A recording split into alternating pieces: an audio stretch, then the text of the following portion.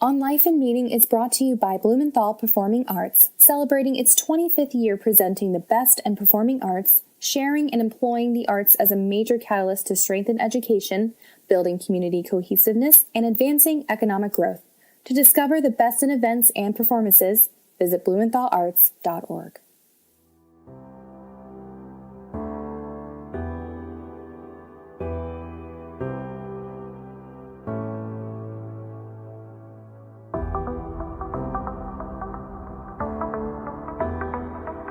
To absolutely have more people of color at the table working for us.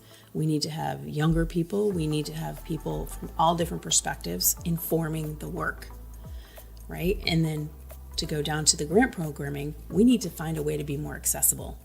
We need to do things that create equity or remove barriers. And it's just not what we're doing right now. It's a slow slog, but we're working to change it all across the country. I would say the most important thing for philanthropy is that people of color find a way to get in.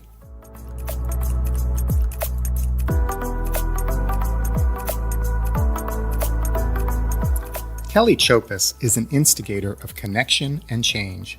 She is CEO of the Robbins Foundation, a family foundation that seeks to lead transformational change for children and families in Greater Richmond, Virginia. Kelly has had an extensive career in philanthropy, community engagement, community building, and in sports management. She previously served as Director of Community Relations for the Goodrich Corporation. She was an executive in the WNBA and an associate producer of the Salt Lake Organizing Committee for the 2002 Winter Olympiad. In this episode, we explore her current work in philanthropy and lessons learned from a life of instigating change. I'm Mark Paris, and this is On Life and Meaning.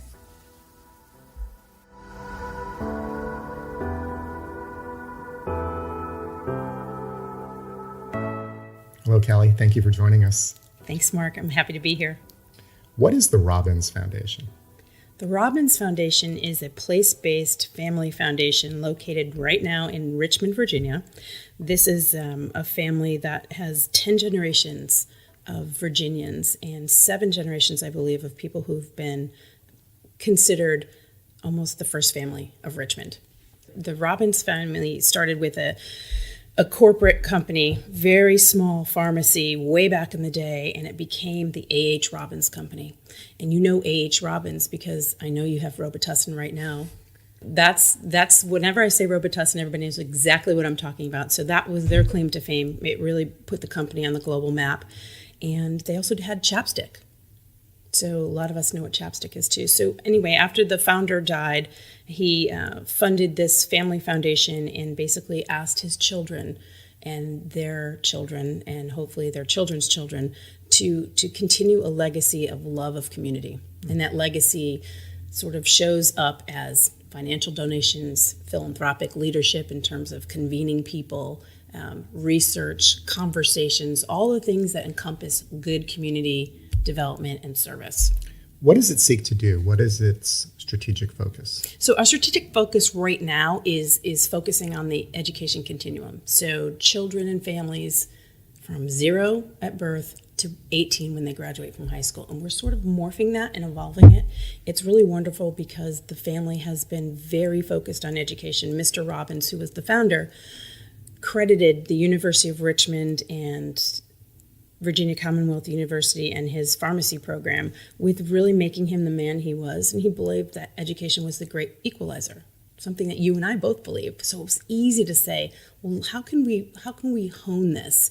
How can we make this a little bit more focused on what's actually happening in Richmond now? So we're very much focused on early childhood, but we're also trying to figure out how to get these kids through every transition that they need to be in, right? The 3rd grade transition, which is big.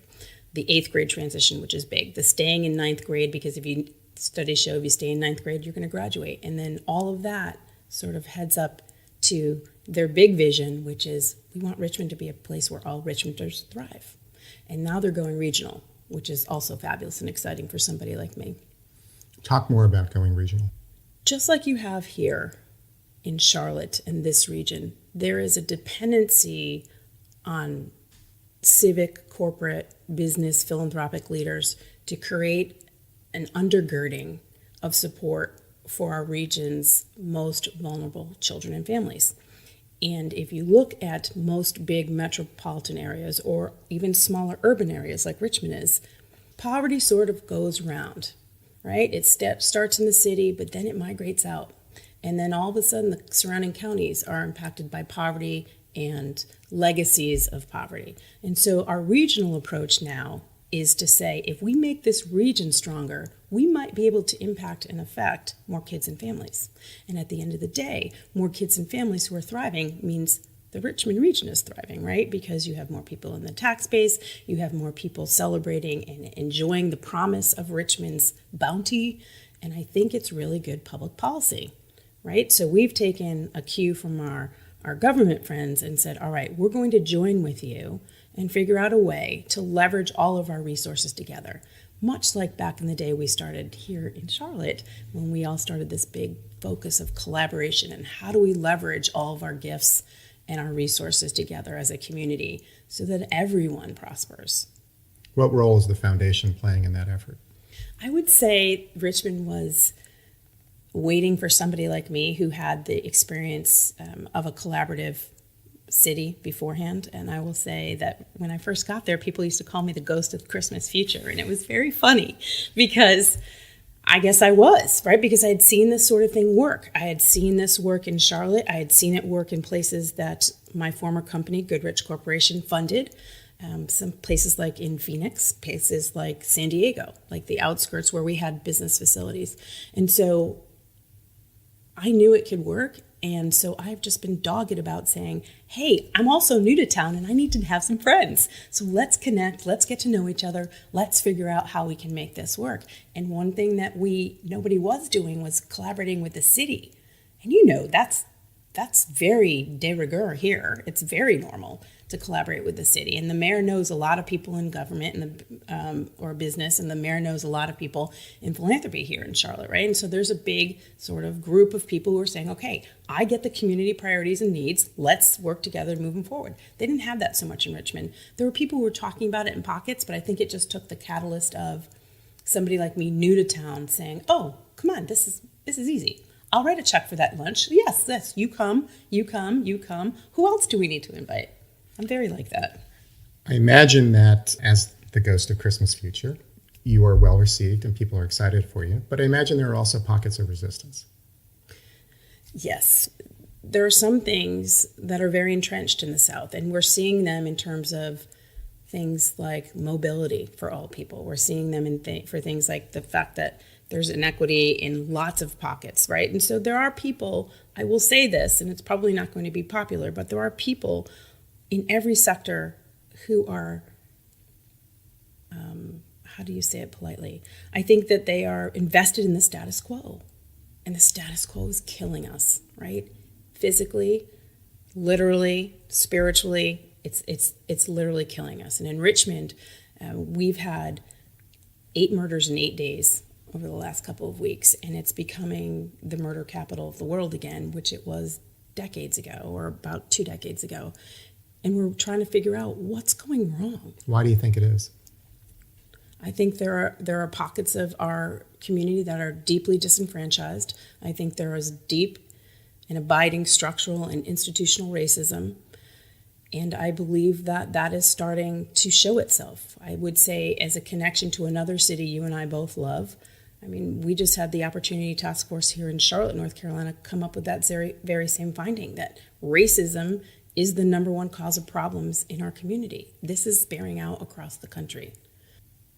What is the division of the work that you do? Where does the time and energy go in relation to those different categories? So we have a staff of 6, so that's pretty small for a group like us. And I focus a lot of my time on the bigger picture things. I focus a lot of my time on my board, right? My board is at once a very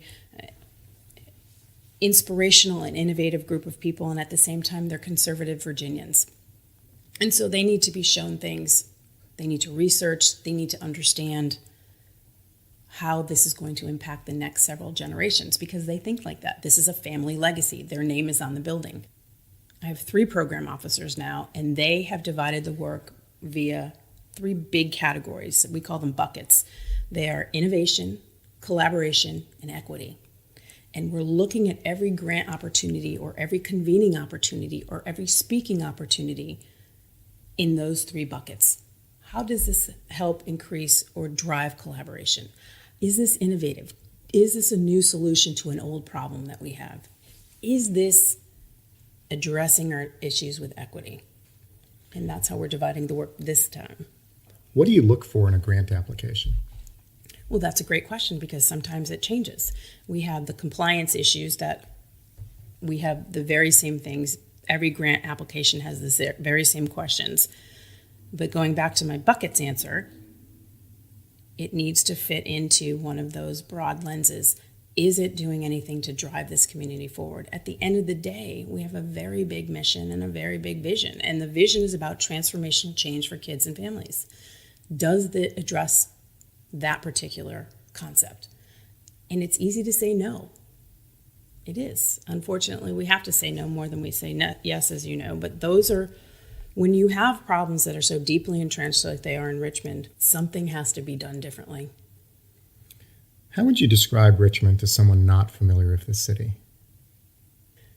I would say Richmond is a small town with a big heart. I would say Richmond has a deep cultural and historic history that is based on one of the greatest wounds our country has ever seen, the Civil War.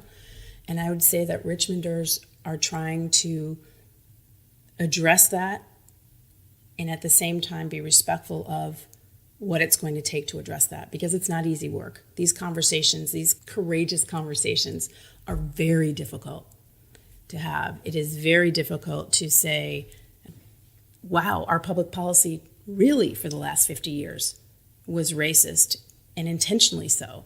It's very difficult to address the fact that, wow, there is a status quo here, and there are people who are very invested in it, both black and white. It's also very difficult to look at other ethnicities, like people from Hispanic culture or people of Asian culture who are like, I feel invisible here.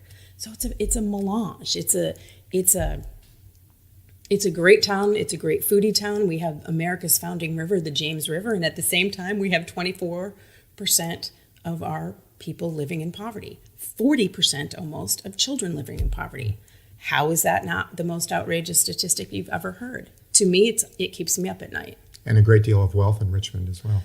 Unbelievable wealth, and it's the silent wealth, right? It's the old money. And when I say old money, I mean it comes from plantations many times, or it comes from, somebody who created a business at just the right time in the late 1800s, or, and then it perpetuates. How do you think Richmond thinks of itself?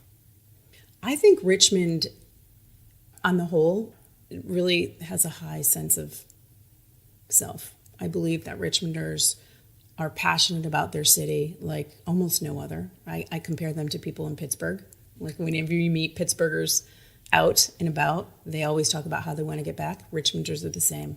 It is an easy to live in city. It's very accessible for many people, but for just as many people, like the 40% of children living in poverty, it's not. And then there are children who have never crossed their public housing boundaries. That doesn't seem right to me. How would you assess leadership? I said that the leadership is evolving. I started 4 years ago at the beginning of September, and since I've been there, some of our major philanthropic organizations have had leadership changes. The right leaders appear to be there for this collaborative spirit I'm talking about. We have the right mayor. Our mayor was just elected in November, and he was one of the bright spots in the country. 35 years old, full of vision, grew up with a single mother, grew up in dire straits, worked his way, had amazing experiences along the way, and now understands what his city is looking at, right? So we have the right police chief. We have a city council that's very committed to creating change. And so if you have all these people who are transformational reformer prophets, I think things are going to change over the next 18 months. They already have started. These funders are talking now, as I mentioned, with business. And business is now talking with the funders who's talking with the city. And we're all talking together at the same tables. And we're all saying, can we all do this together? What do we need to do differently? And I think that's the big thing. How do you think of yourself in this role in Richmond? That's a great question. I try not to think of myself, right? Because it's not about me. It's about the kids and the families that we're trying to lift up. And it's not even us trying to lift it up. That sounds very paternalistic. We're trying to create a community with our partners that makes access, opportunity, and expectation the same for everybody. So I think of myself as a cog in the wheel. I know that sounds falsely humble or falsely modest because you know me, but it's not. This is a huge, humbling experience for me. I'm an instigator and an agitator from way back. And I think those two elements of my personality create a fearlessness. I will speak truth to power, and I have. And this venue has given me the opportunity to talk to leaders in every sector in our community, in our region, to say, well, what about this? Why not? That's really my tagline is, why not? Are you good at what you do? I think I am good at what I do, and I appreciate you asking that. It's a privilege to do the work I do, and many people think that they want to be in philanthropy, and let me tell you, it's not as easy as it looks just because there are so many no's. There are so many moving parts. There are so many challenges, right? And if you're positive like I am, you will say, yes, those challenges are opportunities. What would you like to get better at? I would like to be more patient. And at the same time, I would never be able to do what I do if I was patient. There's an urgency I feel that stems from a conversation I had with my husband about the sacrifice our family is making for me to do this work. There is something in me that compels me to do this work. And when we say this work, I'm putting air quotes for those listening. People sometimes roll their eyes. But there is a certain kind of skill set that's required to do this day in and day out and make incremental baby step changes. It's frustrating as heck sometimes, and it's obscenely hard. But if it were easy, anybody could do it. And I believe strongly that we're there together as a team in Richmond for a very specific reason. What is that skill set? My skill set is at once being impatient and at the same time having a visual connective mind. And what I mean by that is I visualize connections in people. I can see things. I can see how this person can connect with that person and help that person. I can see that there's a straight line between your front door and downtown and, oh, couldn't we do this, or this there? So it's hard to describe, but there's a visual aspect to how I think that has informed the work a little bit. There is a way that I'm willing to say, ooh, what if, or why not, that I think has created different dialogues, different opportunities, and almost just like rattling the cage a little bit. And sometimes when you rattle a cage, something moves a little bit, and then you have a new perspective, and then you can see it differently. What are you most proud of in the work that you've done so far in Richmond?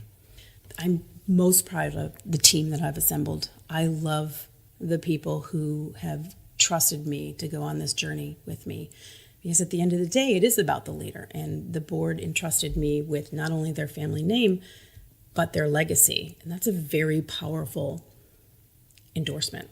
And so the people that I've collected to do the work with me are not only people of great skill and great confidence, but they're people of character. And they're people that are smarter than me every day that I show up. And every day they stimulate me intellectually, and they support me, and they help me keep going, because it's lonely work too sometimes. There are times when I'm the only one saying, we have to think about that family, or where is the resident voice, or where's the citizen voice?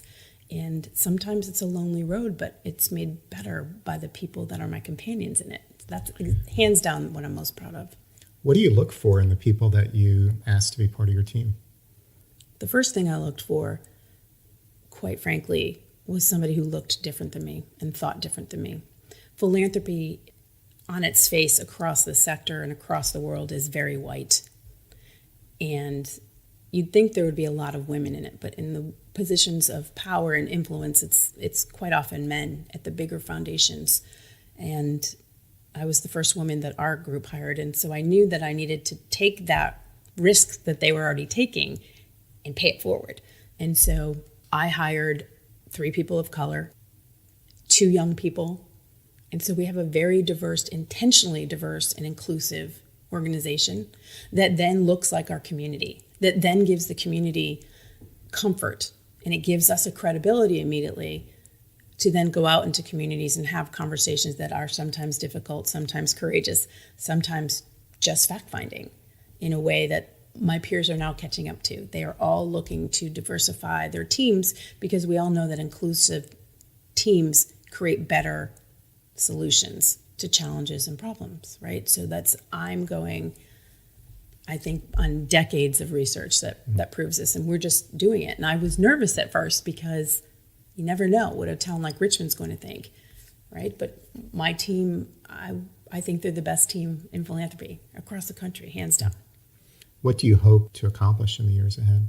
If our poverty rate for children does not decrease significantly in the time that I am in Richmond, we will have failed miserably, absolutely miserably. And if we can't figure out a way to bring those kids and their families along into the larger fabric of our community and our society, we will have failed, and it will have impact for decades, even beyond. Kelly, does philanthropy contribute to the problem that it is seeking to solve? Absolutely. That is a great question, and you've clearly done your research.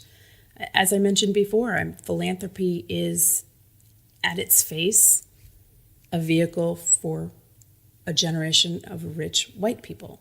There are very few powerful philanthropies run by people of color or backed by money from people of color, whether it be African Americans, Hispanic Americans, Asian Americans. This is an aberration in a way of a part of our sector. And so if you're thinking about rich white people, especially in the South, who may have made their money stemming back from slavery, then you're thinking, wow, how do we reconcile those two things? It's mind-boggling, right? So, and then there's also that then translates into the white perspective, and the white privilege then creates a different kind of bias. Do we help these children, or are we hurting these children by the programs we're funding, by the demands we're making of our grantees? Are we really addressing the problems? It's something that philanthropy is wrestling with in Richmond right now. What difference does it make that the money is coming from a white family if the money is being spent to help families of color? I think the difference is that the families have a bias, right? In many ways, they have never lived a life of hardship. And that sort of bias against the life of hardship pervades. And we see it time and time again. We think that governance across the board can be stronger, including my board. Well, what is the message to a family who may be white, who has means? Mm-hmm. Are you saying that they should not be funding foundations? Nope, I'm not saying that at all. What I'm saying is perhaps we can all look to learn more about implicit and explicit bias, because it makes your grant making stronger. It will make your desire to impact the community more likely to succeed. Kelly, how does philanthropy need to change? Wow, that could get me fired. The short answer is that philanthropy has to embrace a different governance system. I think governance is the top of the food chain, and governance needs to be more embracing of and look like the people that philanthropy is serving. Philanthropy overwhelmingly is governed by white men. Philanthropy overwhelmingly is governed by people of great wealth with little input or impact of the citizens or residents that the grant programs reach.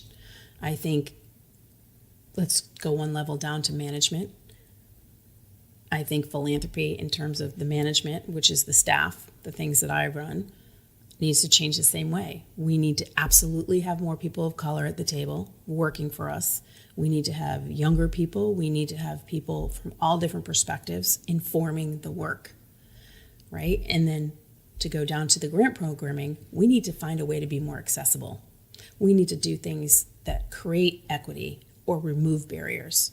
And it's just not what we're doing right now. It's a slow slog, but we're working to change it all across the country. I would say the most important thing for philanthropy is that people of color find a way to get in. What trends are you seeing in philanthropy? We're seeing a little bit more requests for multi-year grants. I think in my field, that stopped in 2008 when we had the big crash and the recession, and most funders were caught flat-footed and weren't flexible enough to meet emergency needs. But I think we're going back to this place where we're recognizing that our community partners are actually doing the heavy lifts, and that our role is then to support them operationally for 1, 2, 3 years so they don't have to worry about the fundraising. Fundraising is a wonderful business, and it's very hard because it's very time consuming. It's relational, it takes effort. And so if we can take some of that challenge away, I think the organizations and the grantees we partner with will have more time to serve what they're actually trying to do, their missions, their visions, the impact they're doing to change the world and transform our community. Kelly, you mentioned sacrifices that your family is making to do this work. What sacrifices are they making? I would say my children have been in another state from their mother for 4 years during really formative times. They are all teenagers. When I started the job, my eldest was becoming a senior in high school. And so now the baby, 4 years later, is a senior in high school. And so we made the decision to keep them here, to let them continue with the people that they grew up with. And we commute back and forth together as a family. So there's sacrifices that they don't have me present every day. They sometimes, I think, have to explain, or at the beginning explained, no, my parents aren't divorced. My mom is just this businesswoman who feels like she needs to save and change the world. And I think that probably was hard at first, but now they're very used to it, and now they're very proud of it, and they feel a sense of ownership about what we're doing in Richmond. And they talk about things in Charlotte that I think continue the conversation of the work that I did here in Charlotte. How do you manage that as an executive and a mom? Priorities, right? I think that for me and my husband, if we don't raise kids who are good global citizens, kind, compassionate, loving people, then we will have failed, and nothing I do for the children of Richmond will matter if my own children are train wrecks. How do you and your husband manage living in two different cities as parents? I think we manage the way most people manage anything. There's a lot of communication. There are a lot of things that we've decided are not priorities anymore. There are many times that the kids do not call me every night because they're just too busy living their own lives, but we manage by making sacrifices to each other. Okay, it's not that important if I see everybody on FaceTime tonight, or it's not that important if you see me this weekend. Let's let them do their thing, and we'll figure it out. And that's what it is. It's a daily figure out. I talk to my husband via text maybe 3, 4, 5 times a day. What are the rewards of that life? I wonder sometimes what the rewards are when I look at my children. And at the same time, I will tell you I'm insanely proud of the people they've become in these last 4 years, because they have had to grow up in a way that some of their peers have not, and they have thrived beautifully. And I think I did a good job with them. The other rewards, I would say, besides the fact that when my husband and I see each other, we are in the moment, we're present. We do the important things, right? We hold hands, we laugh, he tells me a silly joke, I'll tell him about something that happened, like a new restaurant we have to try. There are just those little moments that I don't get every day and he doesn't get every day that we try to have when we're together. I would say the other rewards are he's so happy at his job, and I love my job. That makes for happy people when you love what you do. Kelly, you grew up in Connecticut. What were those years like? They were great. I have fond memories of my youth. I think my parents did an amazing job. They had 5 daughters in 13 years, and my mother worked at night sometimes, and my dad had 2 or 3 jobs, and I just remember always seeing how hard my parents worked, but they were young, they were in love, they were fun, they had great parties that I remember. So that was also, I think, a big influencer on who I become, because I love to entertain. But I think that starts with my parents. I went to Catholic school. That was, I think, the first place where I realized what mission-based work was. There was a mission club, and Sister Genevieve ran the mission club, and we did things like giving back to people. And I had never thought of that.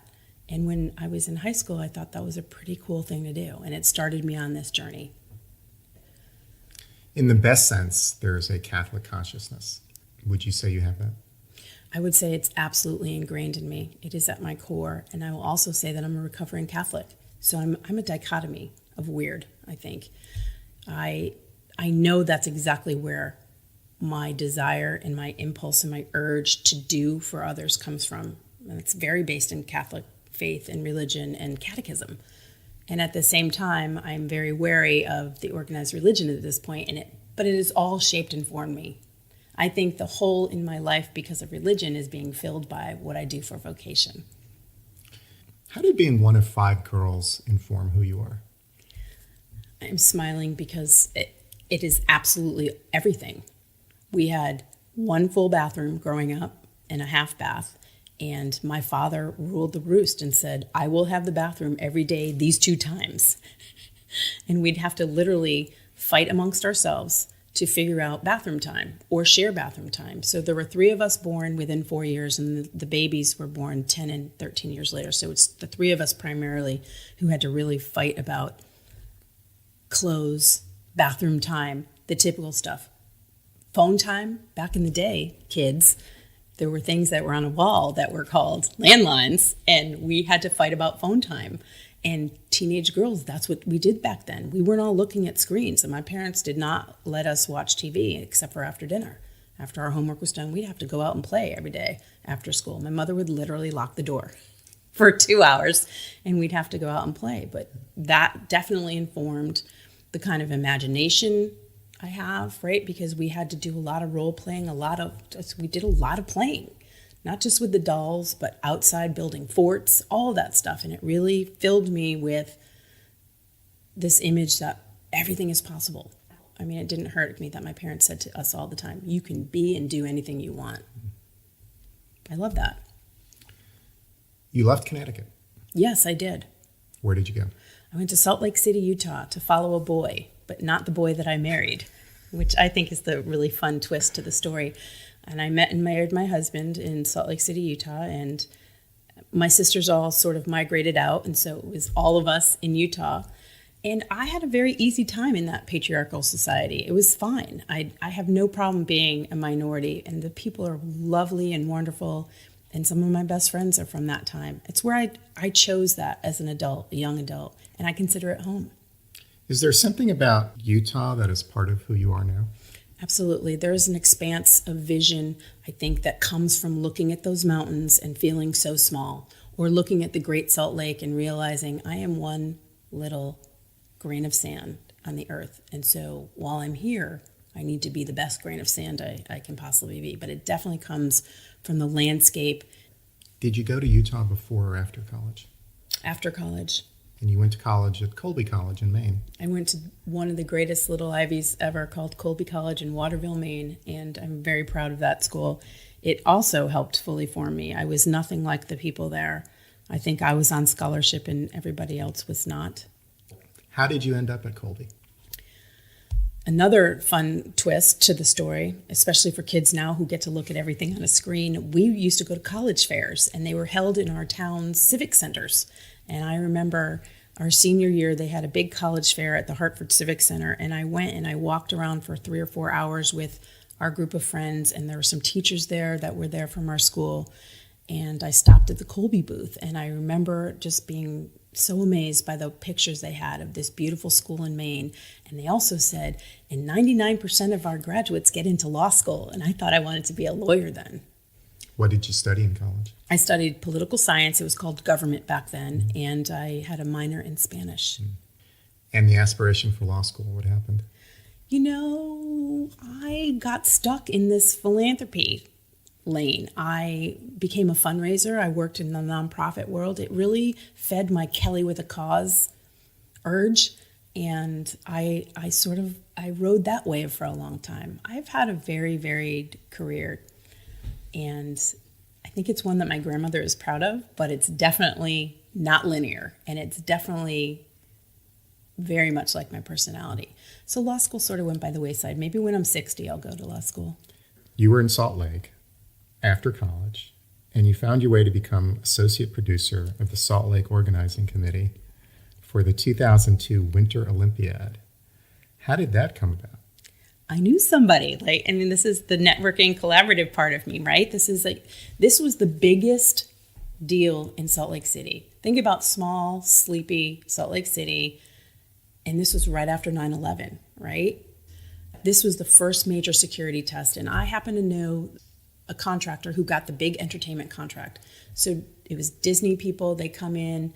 They say, we're going to do all these venues here. We need to have local people. So my friend got the biggest contract. He called me up and he said, do you want to do it? And I said, this is the Olympic train. You do not say no to getting on that train. So I got on the Olympic train. It was the best 6 months of my life. What did you do? So I ran all the entertainment for the Park City venue. And Park City is a sleepy little town, ski town, where some of the best competitions happened on the mountain. Moguls, freestyle, great stuff like that. And I created 14 days of programming with my partners and with my staff. It was great. That changed the course of your career, didn't it? It really did. I will say there was one time just sitting in this plaza watching the fireworks that we created as well, because we had fireworks every night, and hearing 7 or 8 different languages, from African to German to there was a Dutch or Netherlands. I just remember hearing all these different languages and looking around saying, this is our hometown. This is amazing. We all had goosebumps.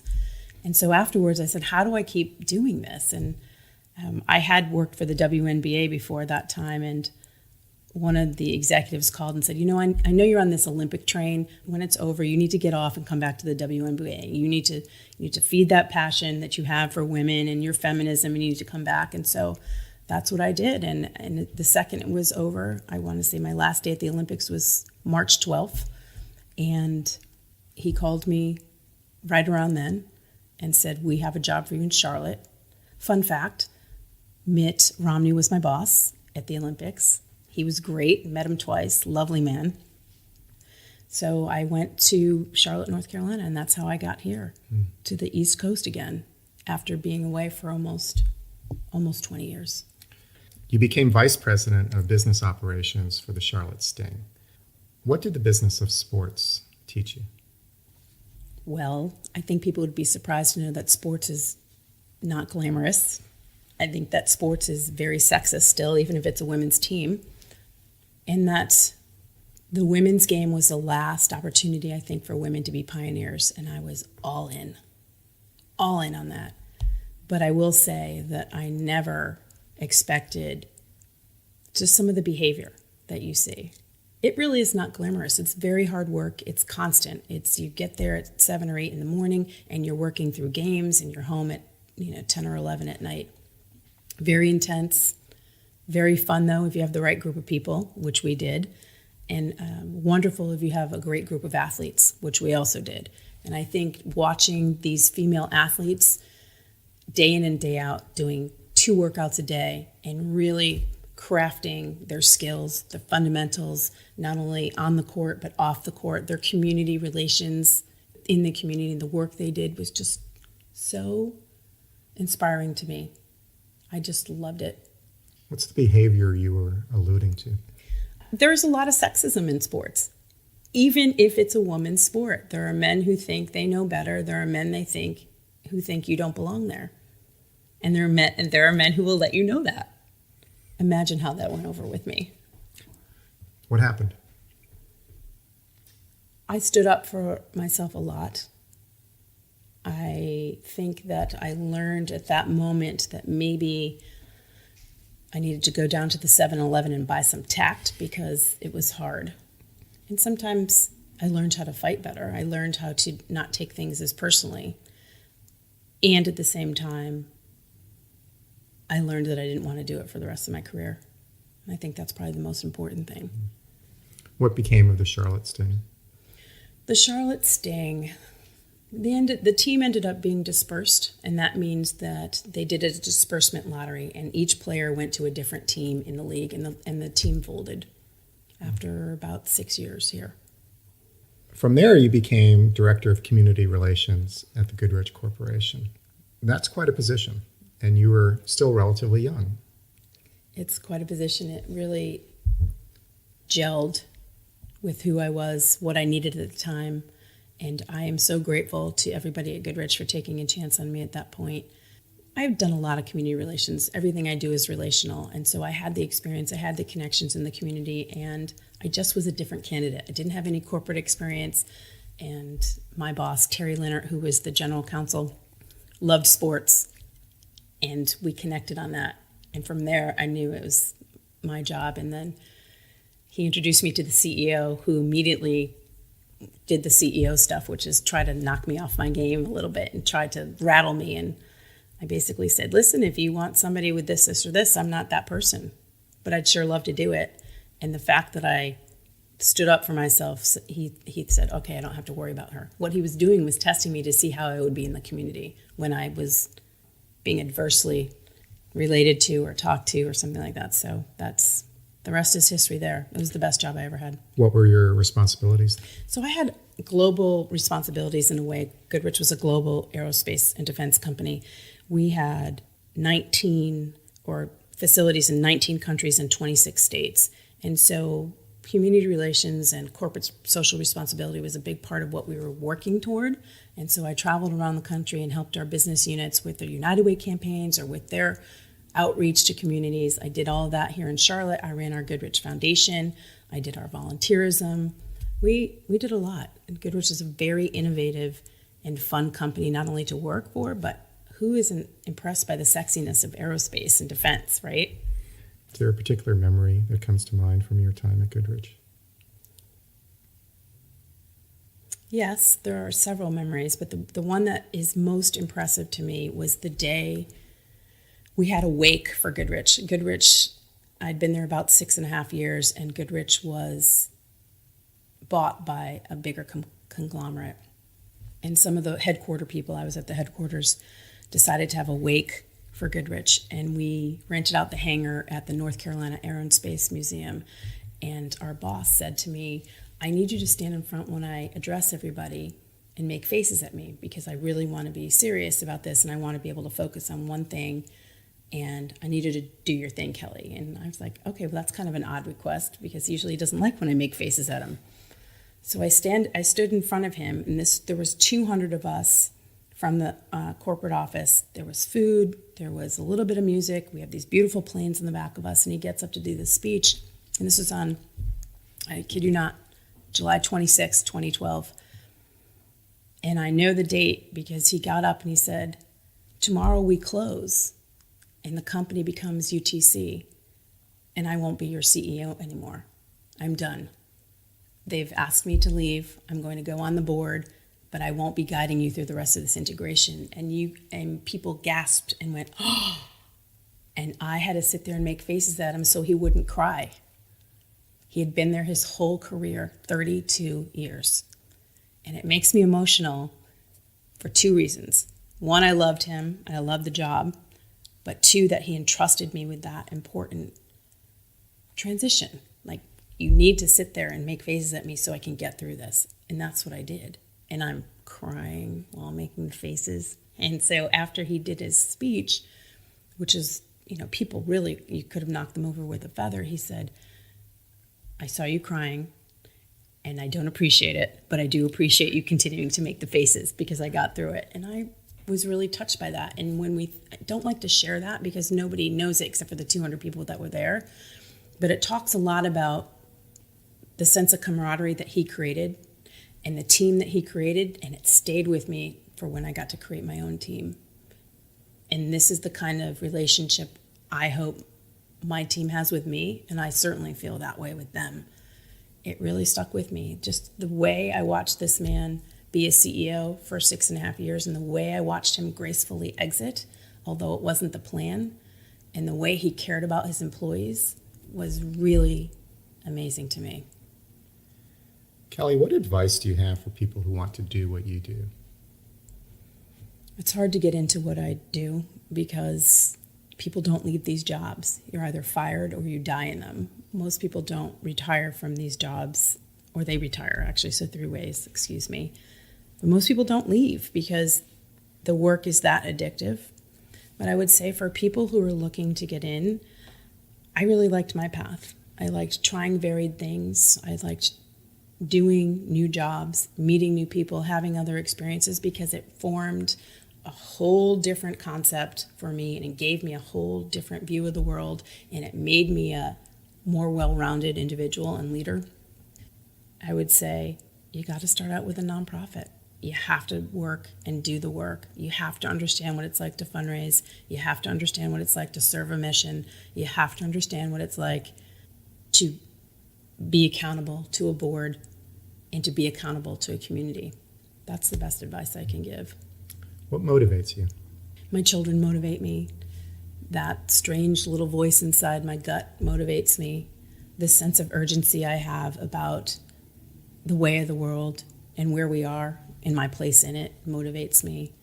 I would say every day, people who have a different life than I do in Richmond, Virginia, motivates me. What crossroads are you facing? I'm coming up on 4 years in this job, and I'm coming up on the fact that soon we will be empty nesters. And I'm wondering where my place is. Is it Virginia? Is it here? Is it Salt Lake? Where is it? What do we do next? And I feel like there will be a time where I have taken this part of my career to its natural conclusion. And what's that second act going to be like? Or third act or fourth act? Because I know that I'll be doing something until the day I die. What is that larger vision you have for yourself? I would say that that's evolving. It's something that I think about every day, but I can't get too deep in it right now because I'm in the weeds of the work that I'm doing. Mm-hmm. And that might be the best part about who I am as a person. I am great flying by the seat of my pants. There's some inner rudder in me that has not let me down yet. But to be honest, I don't know what that second part looks like because I don't allow myself the space to really breathe into it yet. What do you tell your children is most important in life? I tell them that love is the most important thing in life, whatever that looks like. Love that they have for their parents or their siblings, love that they have for their girlfriends or boyfriends, love for their community, love for their country. At the end of the day, it's all about love. That's what drives all of us. Thank you, Kelly. Thank you, Mark.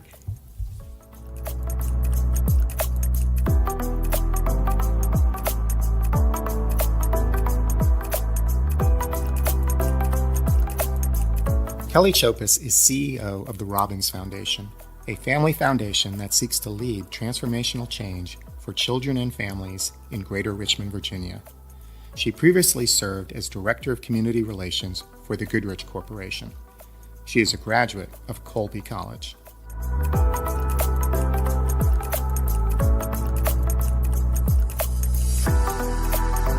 And now, a personal word.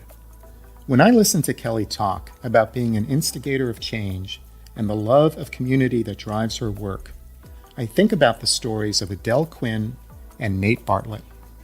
Adele Quinn was born in County Cook, Ireland in 1907. She felt a call to religious life at a young age. She wanted to join the Order of St. Clare, a contemplative order of nuns in the Catholic Church, but she was turned down because she had advanced tuberculosis. After spending 18 months in a hospital, her condition unchanged, she decided to join the Legion of Mary, an association of lay Catholics who served the church. At the age of 20, she gave herself completely to helping the poor in the slums of Dublin. In 1936, at the age of 29, and dying of tuberculosis, Quinn became a Legion of Mary envoy to East and Central Africa. She devoted herself to her Catholic faith and to life as a missionary. Over the next 8 years, as tuberculosis ravaged her body, she shared her faith and established hundreds of Legion of Mary branches and councils across the African continent. Father McCarthy, later Bishop of Zanzibar, wrote of her, "Miss Quinn is an extraordinary individual, courageous, zealous, and optimistic. having more experience than any single missionary he knew. Adele Quinn died in 1944, buried in Nairobi, Kenya, the community that became her home.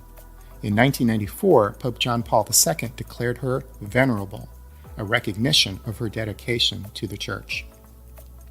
Nate Bartlett is a 20-something member of the Church of Jesus Christ of Latter-day Saints, also commonly known as LDS or the Mormon Church. All LDS young men are expected to serve a 2-year full-time mission proselytizing the faith. Mormon women may serve too, but do so solely as a personal decision. Missionaries do not choose where they serve or the language in which they will evangelize. In 2013, Nate Bartlett was sent to Thailand. He served for 2 years going door to door sharing the Mormon faith. He wore the trademark missionary black pants, white short-sleeve shirt, and thin black tie.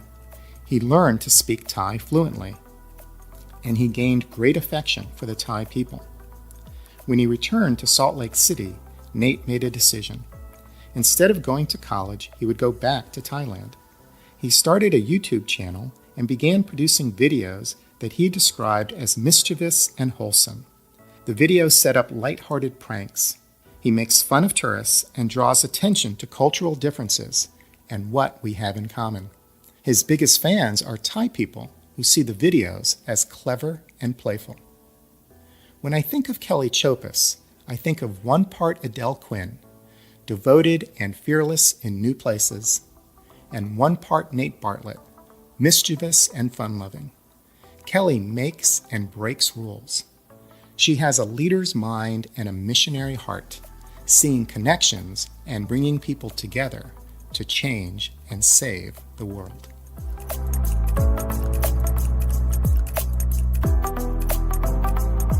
This is Mark Paris, and you've been listening to On Life and Meaning. Thank you to my partners Andy Go, producer of the show, and to Chris Curriton, art and media director. This is how you can help. Please write a review on iTunes. It helps us grow our audience. Follow us on Facebook. We'd love to hear what you think about the show. And become a patron. We are on Patreon, a crowdsourcing platform that allows you to support what you value. Visit us also on our website, onlifeandmeaning.com. Thank you for listening.